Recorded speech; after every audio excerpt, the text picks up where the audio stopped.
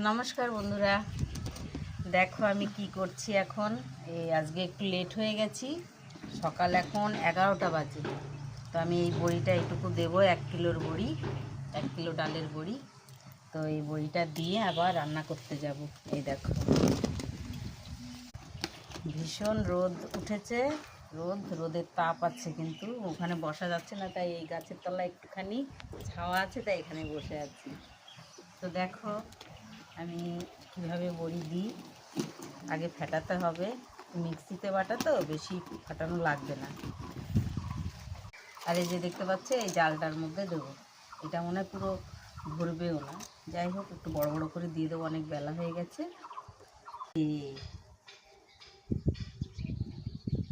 শুরু করলাম বড়ি দেওয়া। আজকে ভেবেছি অতটা ভালো করবো না, মানে তাড়াতাড়ি তো, একটু বড় বড় করেই দেবো।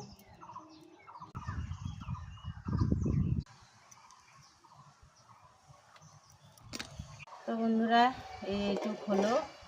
আর বেশি সাদা হবে না বড়িটা। আজকের বড়িটা 3 রকমের ডাল দিয়ে করা। মুসুরির ডাল, ছোলার ডাল আর বিউলির ডাল দিয়ে এই বড়িটা তৈরি করা। আর খানিকটা আছে, এটা আমি কাঁচা বড়ি দিয়ে রান্না করব।